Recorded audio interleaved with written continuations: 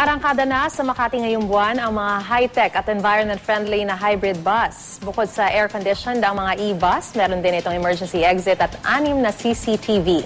Balitang hatid ni Victoria Tulad. Kung mayroong e-jeep at e-trike, ngayon, mayroon na ring e-bus. Presenting ang hybrid bus. Dalawa yung propulsion system niya. Merong diesel at saka meron electric motor. Yung average bus sa EDSA, yung consumption is 1 kilometer per liter. Yung mga bus namin, dahil may electric motor, nakakakuha ng 2.5 kilometers per liter. Lithium-ion batteries ang ginagamit sa electric motor ng hybrid bus. Ang diesel naman ito, mas malinis daw kumpara sa diesel na gamit ng ordinaryong bus.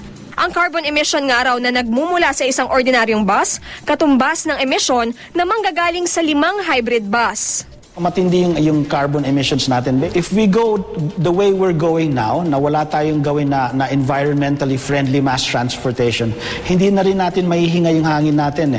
Para naman sa kaligtasan ng mga pasahero, 6 na CCTV cameras ang nakalagay rito. Isa sa unahan, 4 sa loob, at isa sa likuran. Meron ding emergency exit sa bubong ng air-conditioned bus, fire extinguisher, at PA system. Sa halagang 12 pesos, magiging komportable na raw ang iyong biyahe. Sa mga sasakay dito sa hybrid bus para makabayad, kailangan nyo lamang itapang inyong card sa violator na ilalagay nila dito sa unahang bahagi ng bus. Yung mga marami naman ang dala, gaya ng mga may shopping bag, pwede nyong iwan pansamantala ang mga ito sa mga luggage rack na naririto. 48 katao raw ang kasya dito sa hybrid bus para sa mga PWD na kalaan ng 3 upuan na ito para sa inyo. Pribadong inisyatibo ang hybrid bus. Sa lungsod ng Makati ito unang susubukan sa Abril, partikular sa Buendia at Kalayaan Avenue. Sa mga nakatalagang bus stop lang daw maaring magbaba at magsakay.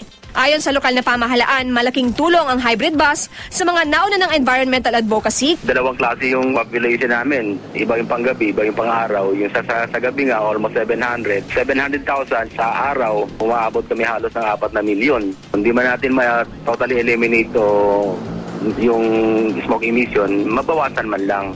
2 hybrid bus pa lang ang narito sa bansa, pero sa loob ng 7 taon, balak daw na paramihin ito ng hanggang 3,000 at maipakalat sa iba't ibang probinsya. Victoria Tulad, GMA News.